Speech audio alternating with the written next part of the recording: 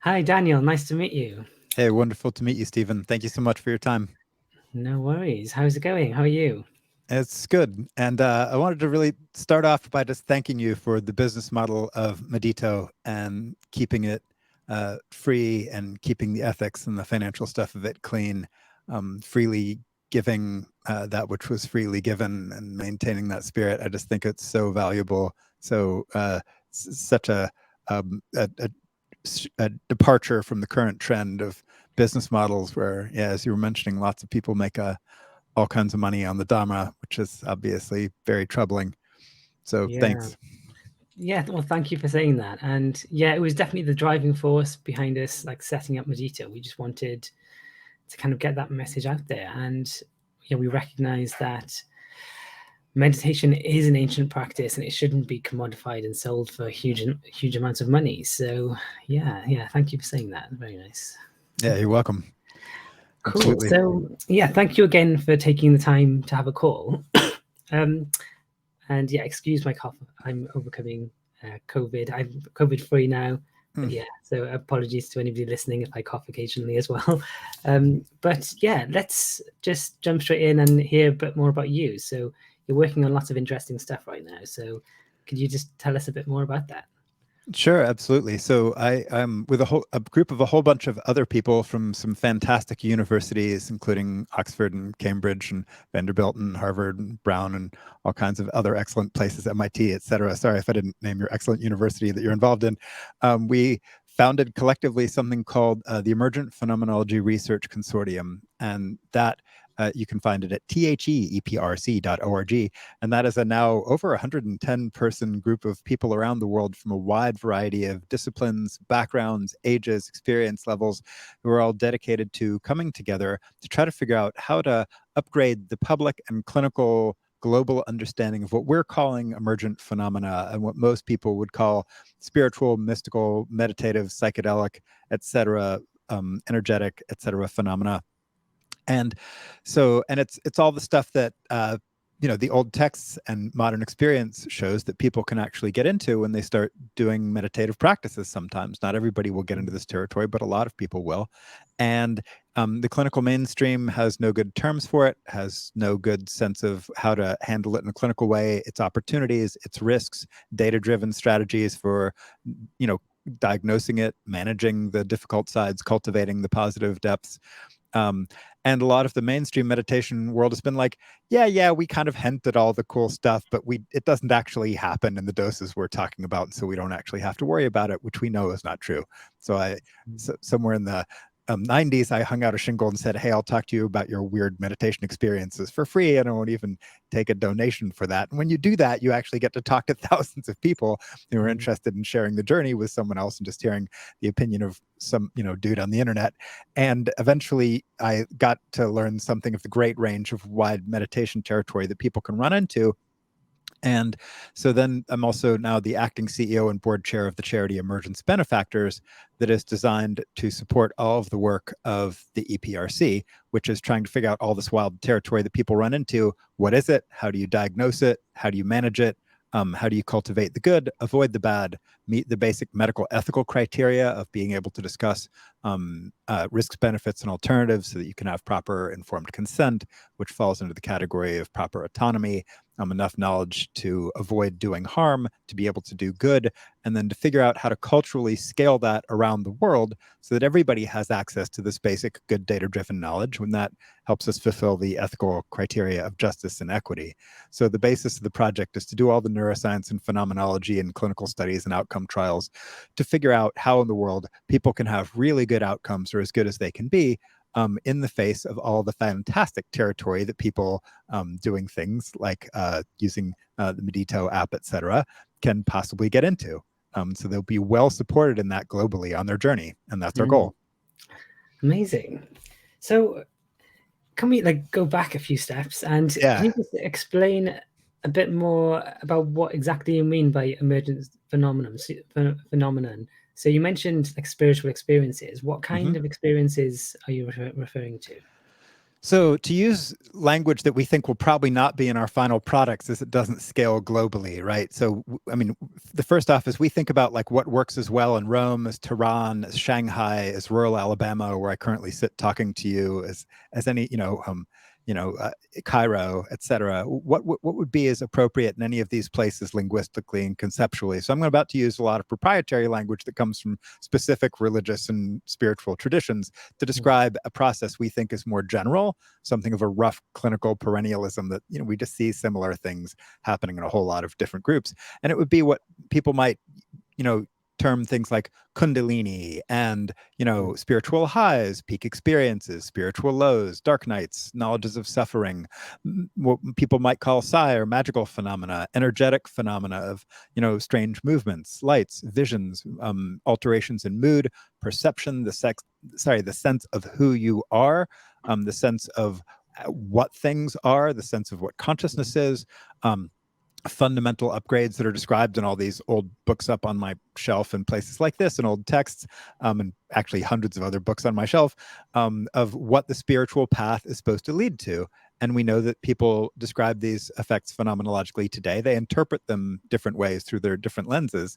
But, if someone sees like a bright white light on the cushion and suddenly has a sense of joy and trembling of limbs or something, there's only so many neurological pathways by which that can happen. And we see that kind of stuff happening across a lot of traditions as one of many common examples. And so we think that we can figure out how to categorize these, basically following from the naturalists, the era of the naturalists, and mostly in the 1800s, where they went out into the world and said, what are all the rocks and trees and plants and funguses and interesting things, and what do they look like, and what are they? And then how do we categorize them? And then how do they relate to each other? And this form the basis of ecology and biology and all kinds of cool sciences like that. And so we're starting with something of a phenomenological, descriptive, and naturalistic approach to what will eventually become clinical recommendations and diagnostic syndromic categories and opportunities for real growth and healing and wellness on the positive side.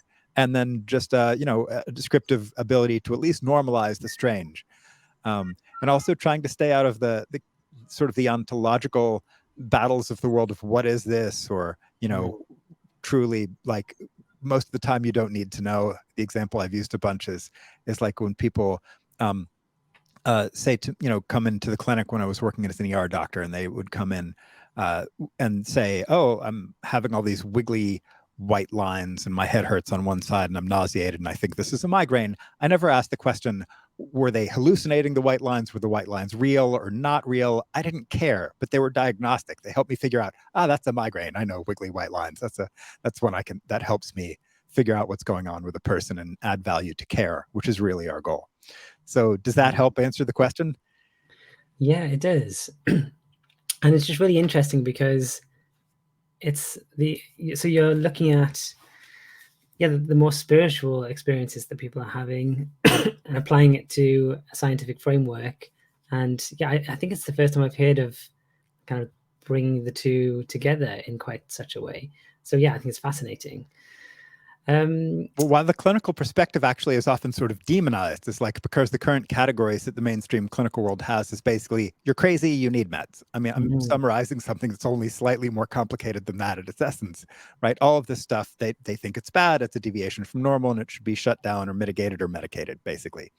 And that comes out of what happened when we shifted to the DSM-3 and a more medicalized sort of biological model, away from sort of biopsychosocial models that were used in previous categorization systems, and the rise of the profound influence of pharmaceutical companies.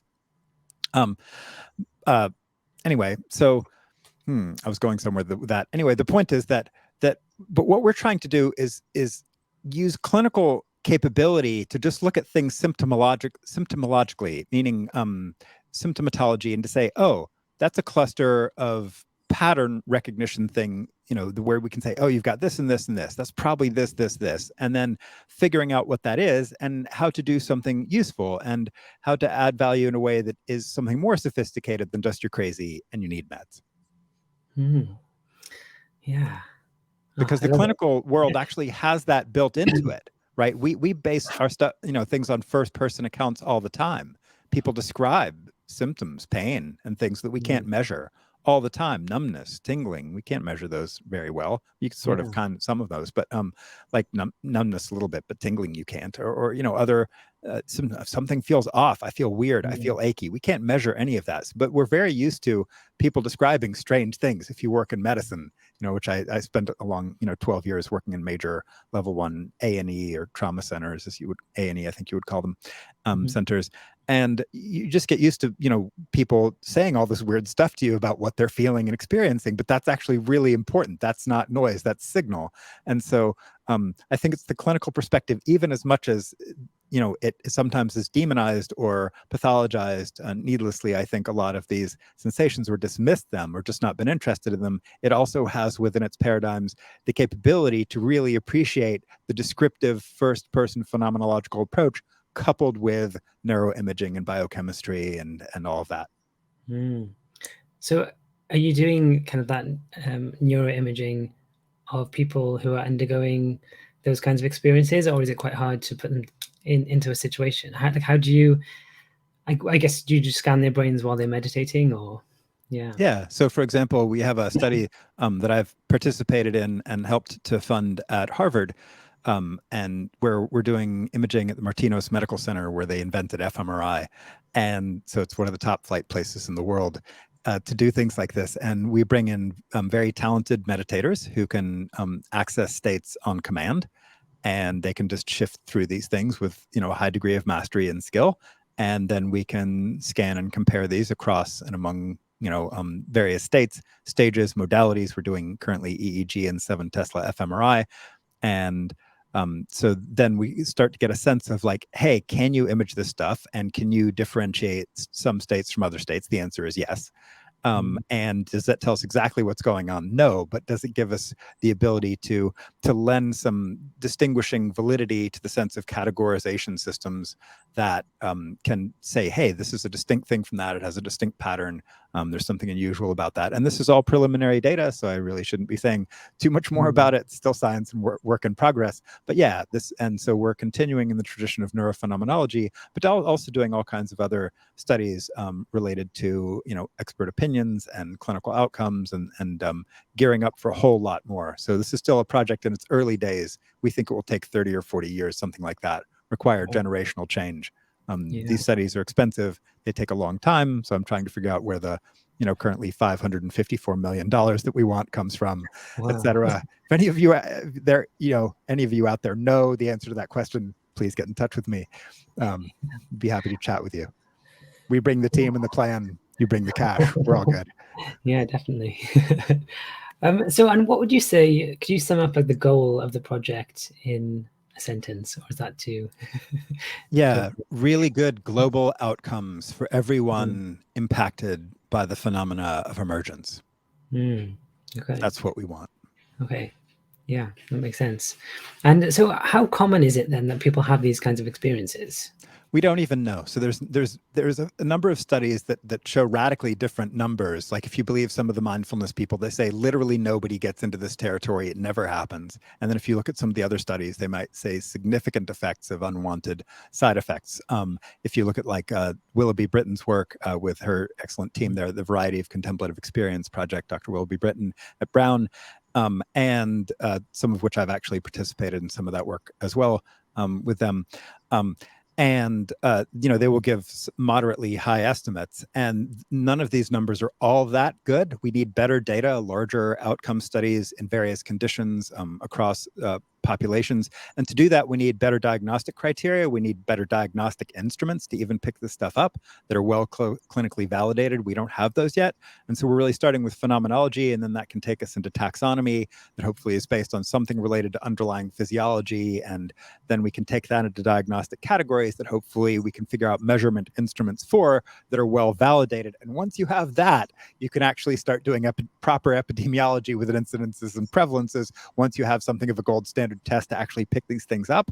So to even get a sense of what the range is out there, we need all kinds of foundational science we just don't have yet. We have some parts of it, but we don't have anything like the full solid thing. And so so we are hoping to do all of that foundational science that then gets us to the bigger stuff of epidemiology and public health policy and resource allocation and diagnostic codes and ICD-10, 11 and the DSM and all those kinds of things. So that's the goal of our project. Yeah. Okay. Great. Yeah. So you mentioned Willoughby Britton. So I had a brief conversation with her. Oh, good. Maybe like a year ago now, actually, just over email. We were talking about I was speaking to her about the impact of the pandemic on her research. But yeah, at the time she was focusing more on the negative effects that can come out of meditation. And people find themselves in like negative states. How does that tie in with what you're doing? Is it a lot of these, if people have these the emergent phenomena, I guess if people don't understand them, then it can be quite scary, and that can lead to quite a negative state of mind, maybe. Well, and some of them themselves can be distinctly unpleasant. Some of the physical movements, odd perceptual phenomena, cognitive effects, emotional effects, existential effects can be extremely troubling. I mean, the sense of, just throw a few out there, like the sense of your body rotting through the floor and being, eaten by black worms or something is extremely troubling to many people, right? When they may not be used to that sort of an experience. I mean, to script anything is just one of many things I've either heard and or experienced. And so, yeah, but normalization, I agree, definitely helps. Just being able to say, hey, this may be part of the normal range or what might occur can be very helpful. So you mentioned a therapeutic strategy kind of in your question. And I very much appreciate the VCE team at Brown. I think they're doing excellent work. They do focus on the dark stuff, which has not gotten nearly enough attention. And I think that's a necessary counterbalancing. We are broader than that. So we're focused on the highs, lows, weirds, the good, the bad, the strange, the wanted and the unwanted. And so we're looking at this from the bigger picture point of view and trying to incorporate all of that so that you can really discuss risks, benefits, and alternatives in a very balanced, thoughtful way, so adults can make good decisions about their practices, about their healthcare, about their mental health, about to suit things to their risk profiles. So yeah, I'm very, very glad that you got to talk with Willoughby because they're doing extremely important work in this space. Yeah, great.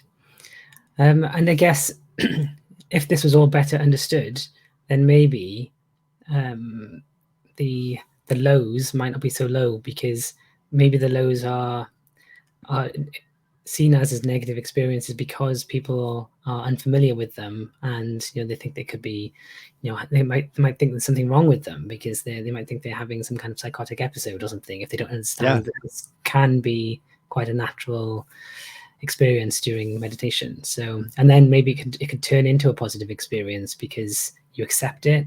Yeah, that's a big thing in meditation, anyways, and is acceptance. And it's a lot easier to accept something if you know that there's nothing wrong, I guess.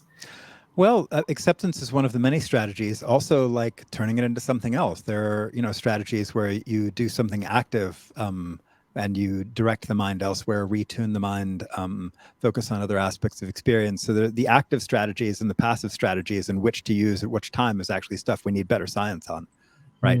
But it is at least the normalization, definitely. The normalization of, hey, this is part of what can occur is hugely important, because when people run into this and they have no idea, that obviously often goes much worse than it could have. Yeah, sure. Yeah. Yeah. So what brought you into this area of study? Is it based on your own experiences? Yeah, so I started having weird spiritual experiences as a kid, some strange ones. My body exploded. I traveled out of my body. I had some highs, lows, and weird mood stuff and other odd perceptual things, and started having odd energetic phenomena, what I generally would sort of refer to as Kundalini, and will probably through the EPRC refer to as something else because that term doesn't scale. And then I started doing intensive meditation retreats about 10 years later, after having 10 years of pretty odd times that I just kept my mouth shut about and didn't have anybody to help normalize. I just somehow got through it. And then when I started going on meditation retreats, I started having much more powerful experiences that were kind of like what I was having, but definitely next level, because the intensity of my meditation practice was suddenly much higher. I was, did a 9-day retreat and then a 17-day retreat and then a 2-week retreat and 27-day retreat. And, that I was practicing all day long in very intense conditions and really upped the high, low, weird factor. and started looking around for maps to figure out what in the world is this stuff. And then I finally got introduced to the maps, and it was like, oh my gosh, they knew. I listened to this tape where they described what I'd been through in the previous 10 days, and it was an old scratchy tape that had been played like 100 times. And I was like, wait a second, they knew about this stuff. This is not just random bizarro stuff. There's actually some understanding of taxonomy and developmental progression and expected effects and technologies to deal with each of those stages. And that was just one tradition. There are many of these traditions. And so when that happened, it was so relieving and normalizing and empowering and provided such a tremendous sense of faith that I just thought, well, this is awesome. And then somewhere along the way, I ended up getting an MSPH in epidemiology and an MD in training in emergency medicine, or A&E. And then I worked for 12 years as an attending in a world that had no appreciation of these phenomena beyond weird, crazy, maybe you're having a seizure, or I don't know, temporal lobe something, or bipolar and psychosis, and it's just all just nuts and you need meds. And then so I lived this dual existence for a while. And then finally, when I managed to retire a little over 4 years ago, I thought there's got to be a way to bring these worlds together, because I know that there are people who do this well, and they can cross worlds, and we can do the science to figure out how to do this. And so a whole group of friends and I got together, and we decided to be the change we wanted to see in the world, to make this safer and better and more normalized and more data driven for everybody coming up after us, so they don't have to go crashing around like we did, having little idea what was going on and just stumbling occasionally randomly into the gold of previous technologies and maps, which are pretty good, but also contain a lot of idealism, and they're not perfect. And figuring out how they apply across traditions and to what degree and all that is something that really science lends itself well to, if done properly and with an open mind, not just sort of scientism-y science where, sort of materialistic overlay. And so that's what we're trying to do now. Okay, great. How about you? How in the world did you get into this? Have you told your story on this? No, I guess we haven't really done a video on that actually yet. So in terms of Medito, we set up Medito. Medito Foundation was registered as a non-profit organization 3 years ago, and then a year after we registered the organization, we released the app. So in the space of time between registering and releasing the app, that's when we recruited all of our first volunteers. We found some mainly through Reddit, and we recruited some of our really key volunteers like Will, who's one of the main voices on the app, and Michael, one of the other board members now. And then we wrote and recorded and edited all of the content, all of the meditation sessions. Ramar designed the app, Mike built the app. And over the space of a year, we got that ready to release, and then released it. And so that was only 2 years ago now that we first released the app. It was Ramar's idea, and he came to me, Mike, and Gareth, and said, because we'd all been practicing meditation anyway, and using it to help with our own kind of mental well-being issues and things like that. And Ramar came to us and said, like, he was trying out different apps, and he recognized that the only good quality ones were kind of restricted behind a paywall, and it didn't seem right because they're ancient practices. They're beneficial to people's mental health and mental well-being, so they really shouldn't be being commodified and sold for profit. And the rest of the three of us that he was speaking to just really agreed and connected with everything he was saying. And we decided to set up a non-profit and dedicate our time to creating completely free meditation resources. So that's how we got started. Now we have dozens, even hundreds of people who have kind of got behind the idea and supporting us. Thousands of people who have supported us with donations to help us to keep, because the costs are going up and up as the more people are using the app because of the bandwidth and the different tools that we need to use to keep the app going. So we have plenty of support behind us at the moment, and we just want to keep going, really. That's so exciting. I really hope that people out there support this. This is so valuable. So good. Yeah, thanks very much. And thanks for asking as well. Yeah, but how did you get into this? Like, what inspired you?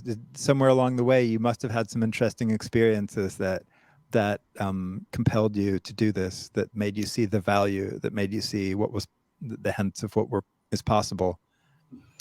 Yeah, so when I was living in London a few years ago, and I went through a period of depression. Really, it was Mm, like 4 months of just it felt like it was never going to end, and it was just constant, just really like true unhappiness, like a cloud hanging over my head all of the time. mm, And there were several things that helped me to kind of get out of that. Like I didn't seek medical help or anything. Um, uh, but I one of the things that helped me to get through was meditation and kind of come out of the other side.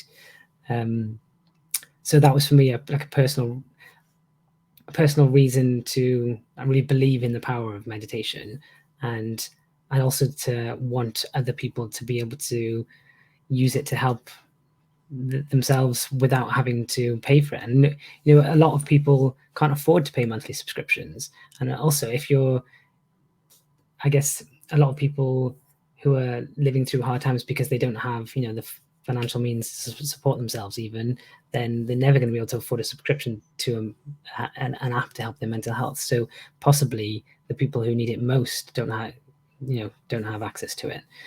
And I think it's so common in today's society, isn't it, with people experiencing these kinds of these kinds of things, like anxiety, depression, stress, burnout. There's so many different things, um, and I feel like everybody can benefit. And I think even more recently, um, through practicing meditation, and I've come to realize that compassion is an extremely important part.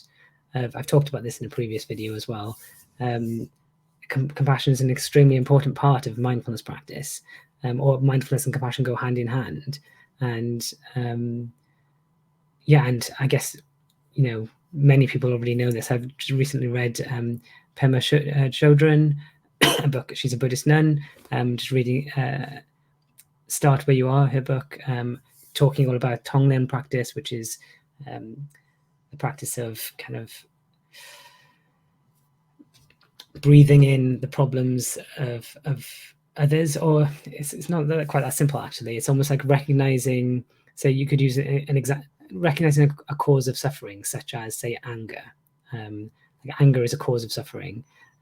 Recognizing that feeling that you might have towards say another person, and then you kind of remove that other person from your mind, from the situation, but keep the anger as a focus, like a focus on the feelings that you have uh, yourself, and then that that like the depth of that emotion, and the suffering that it can cause, but because you've kind of removed the object of that away from your mind, you can just sit with that, and then you visualize it as something dark and thick and heavy, and you breathe it in, and then as you breathe out, you visualize light and love, and you keep doing that. You breathe it in and out, and it's kind of like aerating your body, aerating uh, that darkness, I guess.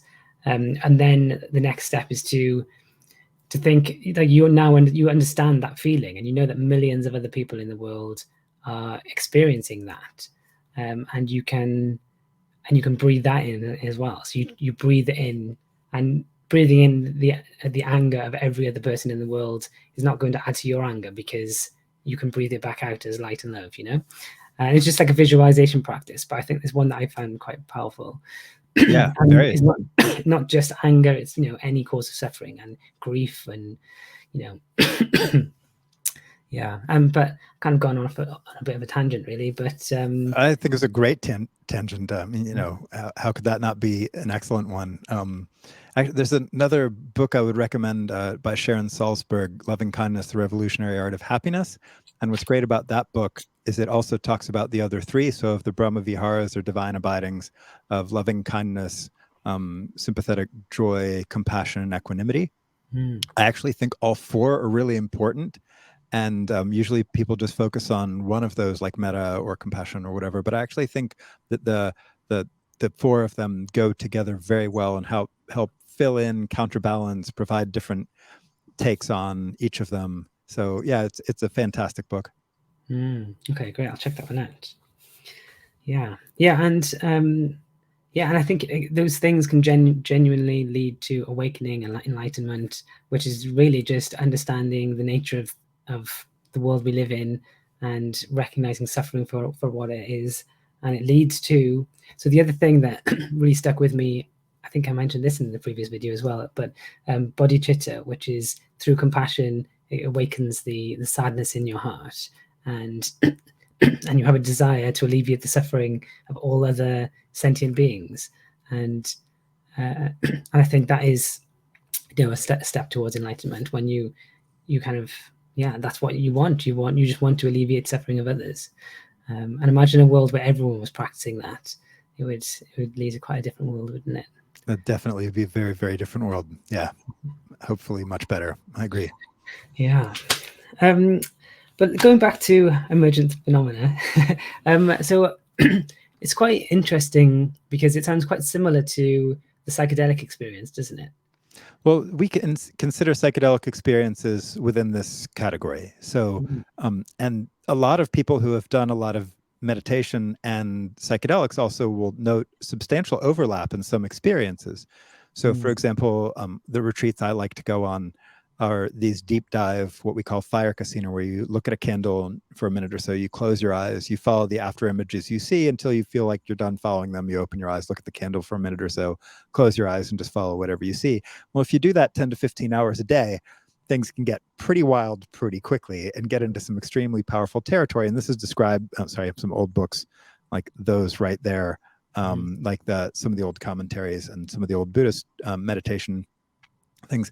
And it can lead to these very, very powerful experiences that are very much like psychedelics. So if you've done psychedelics and you do this, once you pay your entrance price and get your concentration strong enough, then the territory looks extremely similar. And numerous people, including like neuroscientists who have been on retreat with doing this, are like, this has got to be the same pathways. I mean, it's just, it feels so similar. It's got the same, how many ways could this occur? And so we work with people like Chris Timmerman with the Imperial College London, some of his team, plenty of other good researchers who are researching psychedelics and where they intersect with meditation, other spiritual experiences, trying to figure out how this all fits into the grand mix of emergence. Yeah, it's so fascinating. Yeah, and could it potentially be something to do? I don't even know how scientific this is, but I've heard that DMT is naturally occurring in the brain, and could there be somehow, like through these practices, that it could be releasing more DMT, or that's exactly the kind of question that we hope to answer with better imaging, and because there are ways to scan for things like that and to see to what degree the patterns are similar and look at other receptors, serotonin receptors and other things like that. And to figure out, what is DMT doing? Sorry, what is 5-MeO DMT doing? What are the serotonergics doing? What are the similarities, and what receptors, and why do they have different feels to them?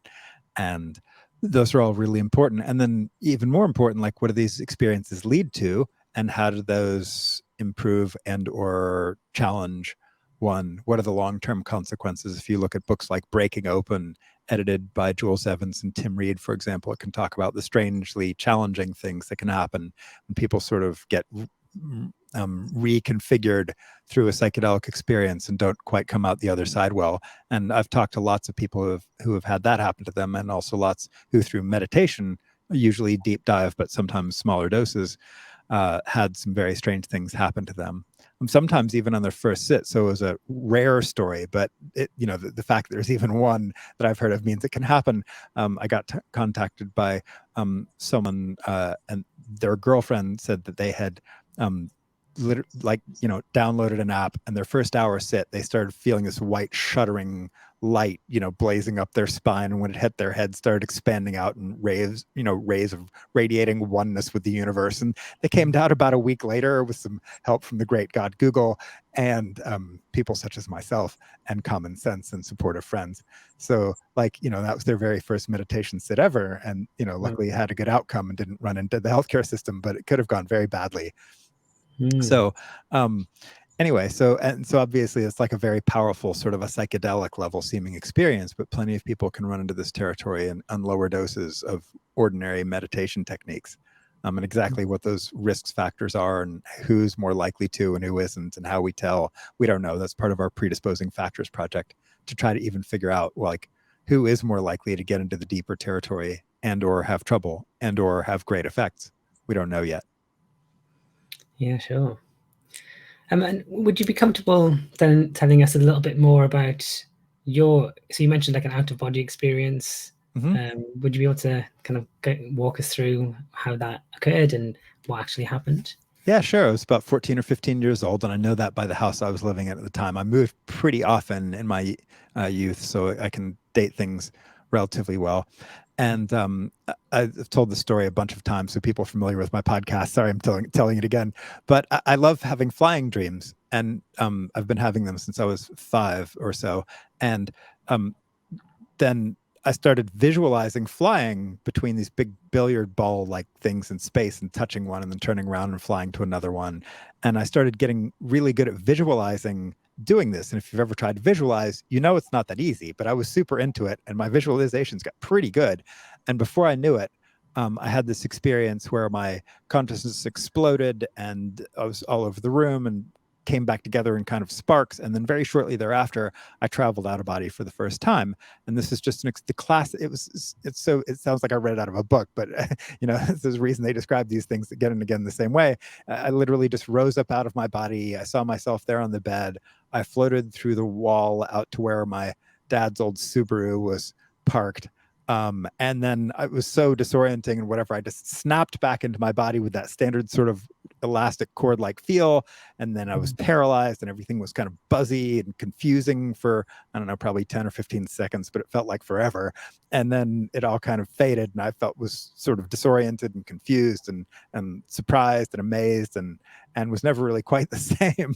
Because then my whole perception of what consciousness was and what reality was different, but I didn't really have any boxes for this. I didn't really have any frameworks for it. I just kind of stored it in a folder of like weird stuff, and then it wouldn't really start to make sense for about 10 until about 10 years later, when I ran into deep dive meditation people with deep dive meditation technology, and then I was like, okay, here we go. Now we can work with this kind of stuff now in a skillful way and take advantage of its opportunities and help to mitigate the strange and downsides. Yeah.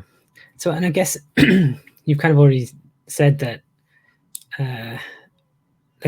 understanding why this might be more prominent in some people than, because you were 15 and I guess you weren't expecting it to happen. It's not like you've been practicing meditation for years or anything. It just happened. So do you have any ideas or hypotheses around why it might be a lot easier for somebody to enter that kind of experience than others? Yeah, actually, the first thing in me is there's got to be something genetic, receptory, something. I mean, the effect is so strong. There are some people who they've gone on months or years of retreat, and it's all psychology and back pain. They never have a weird experience. There's nothing strange, no perceptual distortions, no energetic stuff, no existential, nothing.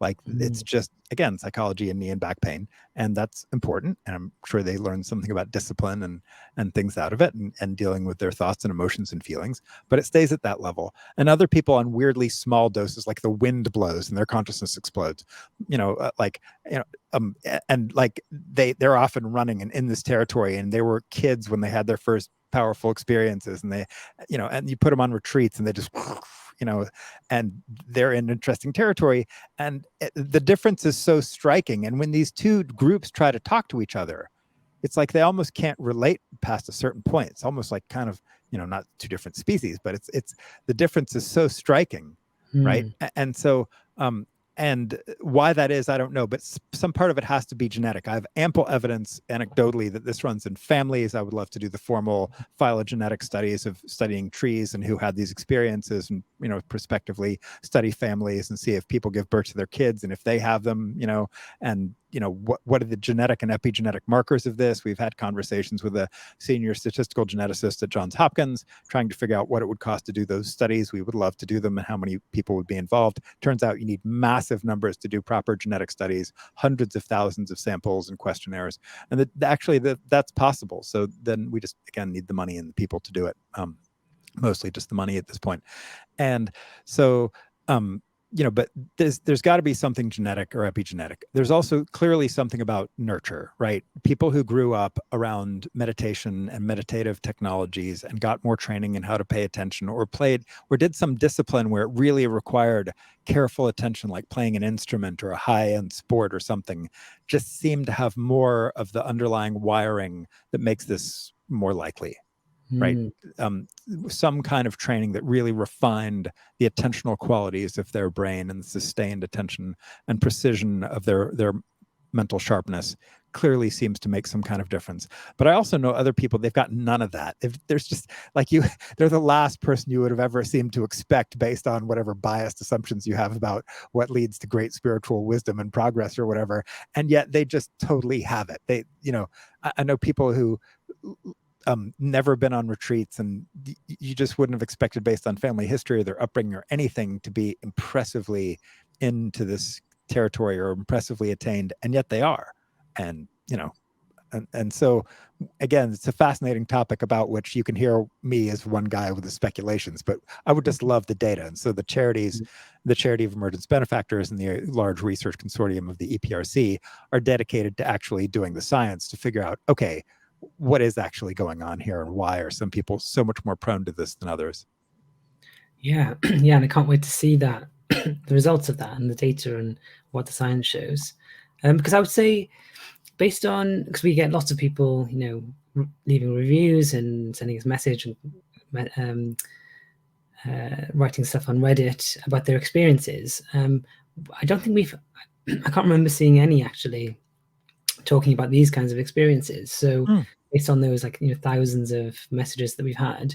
Interesting. We'll come over to the Dharma Overground or talk to Willoughby Britton about the people she gets from various meditation apps coming to her going, what the heck? And so, or the dharmaoverground.org, you can read about people running into this stuff on apps. And I've wondered why it is that these people seem to segment to such a degree. I think that people, when this stuff starts happening to them, will look at communities and say, hey, are people talking about the strange stuff? Because it's so taboo and odd. And like the Dharma Overground, if you were there, you would think that everybody who meditated got into weird territory or, deeper territory or whatever, because that's what the community talks about. And then people gravitate towards that.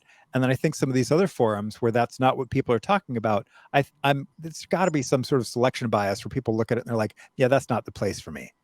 Yeah. Right. I'm dealing with something else and I need to go find the other thing. And then they Google search and they find the terms that are like, what they think they're into. And then they find the people. So yeah. Yeah, I was just thinking that actually. And yeah, so anybody watching this video, if you've had any different kind of experiences, then write them in the comments and we can start a conversation here, I guess. Just because it's always interesting to hear about a broad range of experiences, and and everybody's subjective experience is different to everybody else's, I guess. So kind of, I mean, like there are patterns.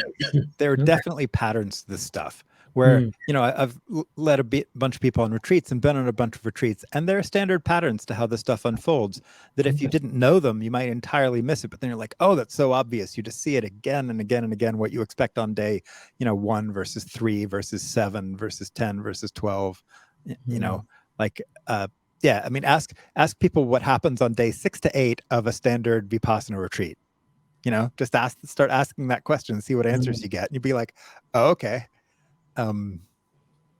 There's patterns. So I mean, in some ways our journeys are all unique, and in other ways, no, really not that much at all.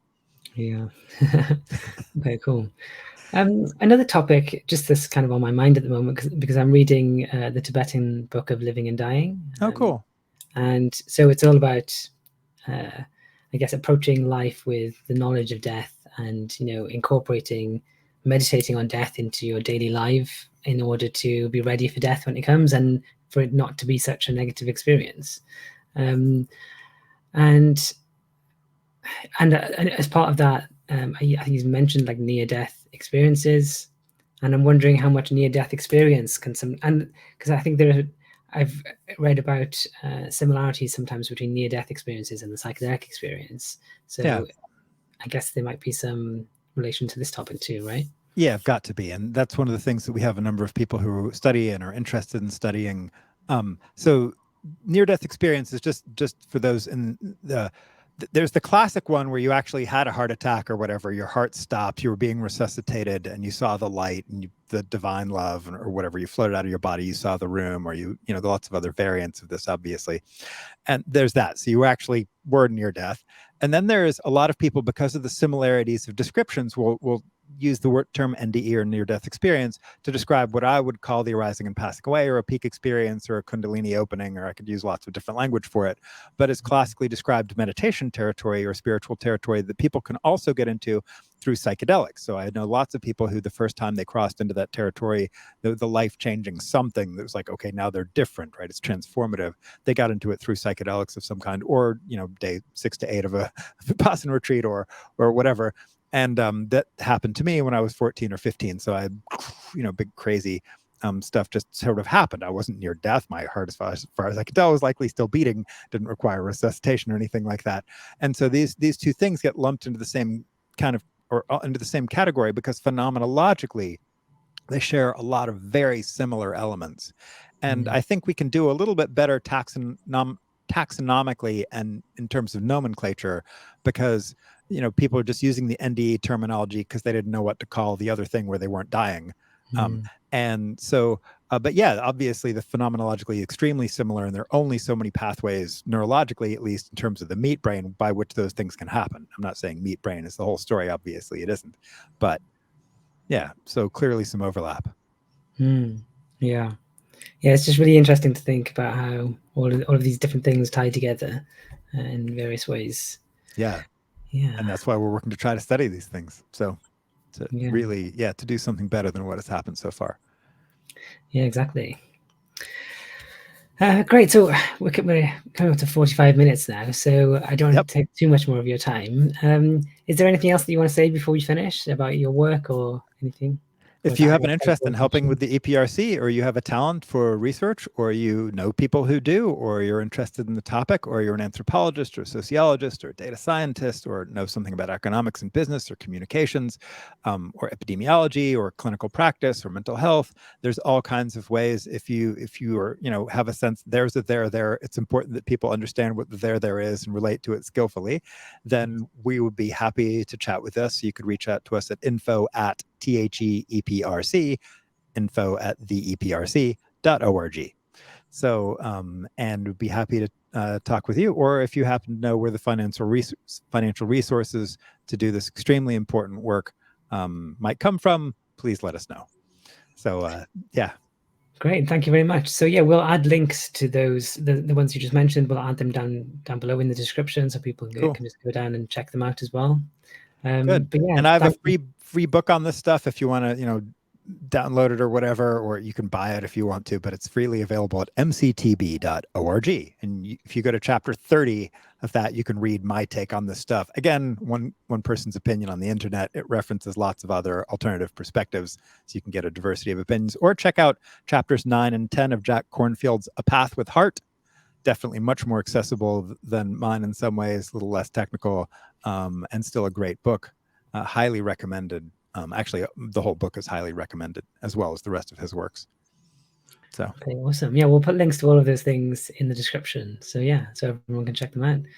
But yeah, thank you very much for taking the time. It's been such a fascinating conversation. All right, it's been delightful. Thank you. Okay, Bye. Thank you very much. Bye-bye.